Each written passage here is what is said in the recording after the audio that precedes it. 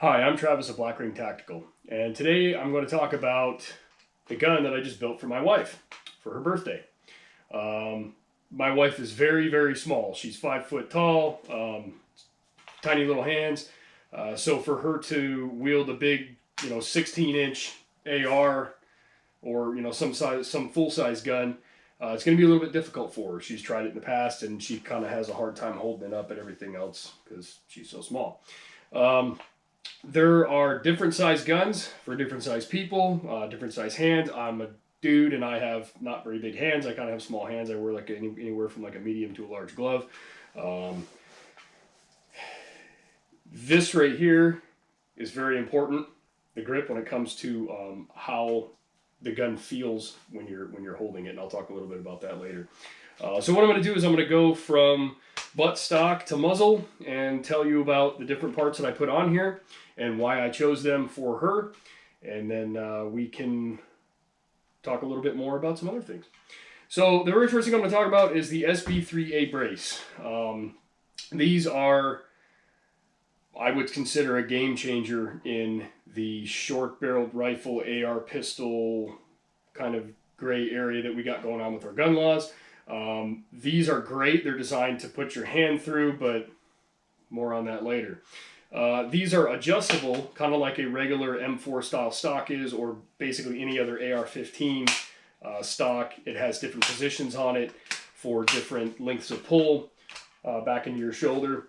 I prefer mine all the way out. Works really good for me. She likes hers all the way in. So having something that's adjustable is great. Maybe you have kid on or something, or a big sweatshirt or a hoodie or something, and you need to shorten it up a little bit. You can do that with these. After that, we're going to talk about the Magpul K-Grip. The grip is how you feel the gun. This is where, if your hand is uncomfortable, pressing the trigger, manipulating the safety is going to be a little bit difficult, so I wanted to get her something that was the right angle. This has a different angle than the traditional A2 pistol grip does, or most of the other ones on the market. It's also smaller for people with smaller hands.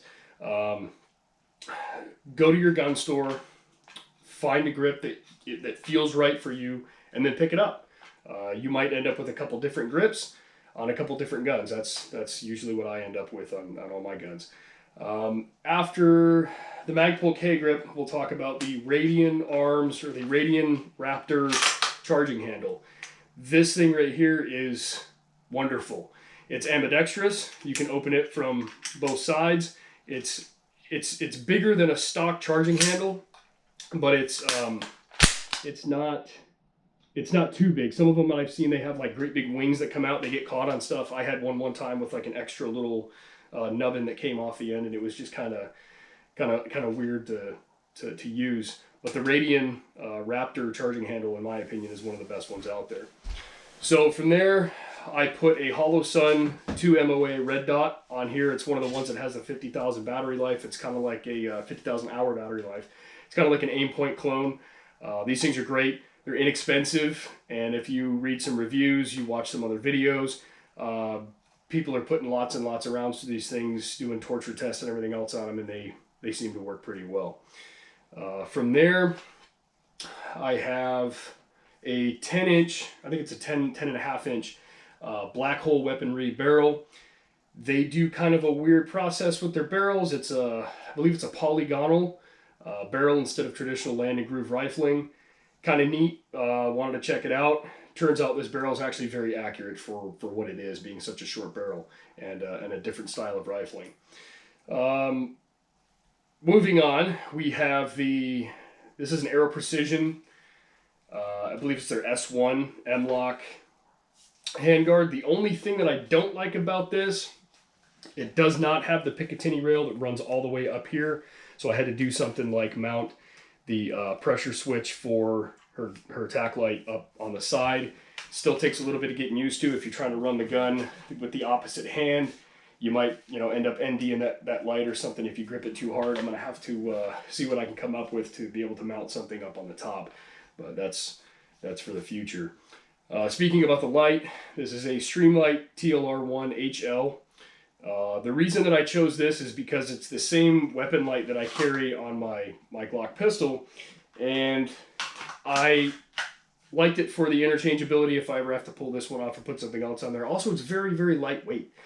Keeping an AR-15 light is kind of like the new trend, which makes a whole lot of sense, because if you're lugging this thing around all day, or if you're at the range trying to do, you know, different things with it, if your gun weighs 100 pounds and you're trying to slug that thing up and down, it's kind of a pain in the butt. So the lighter the gun, the better, in my opinion, with there being some exceptions. However, moving on, for backup iron sights, I just use the Magpul MBUS. They're plastic, but they're pretty tough. They're also very lightweight, and they're just, you know, your basic iron sights. Usually you'll end up using your optic. These are only if your optic goes down or you're doing some other stuff. So other than that, it's a mega lower, and I can't remember the upper, to be honest with you. I think it might be LWRC upper. I'm not sure. So it's a tiny little gun. Doesn't really weigh much. It's very lightweight. Let's see. Don't really think there's anything other than that I'd like to touch on, other than the paint job. This is what she wanted, so this is how I painted it. If you've seen my guns, I tend to do a little bit more of a camouflage pattern to blend in, but I think I did a decent job. I kind of like it. She loves it, which is what counts, right? So today is June 14th. Happy birthday to the Army. Happy birthday to our flag. And happy birthday to my beautiful wife. If you like my videos, please subscribe. Leave me a comment if you agree with something, if you disagree with something.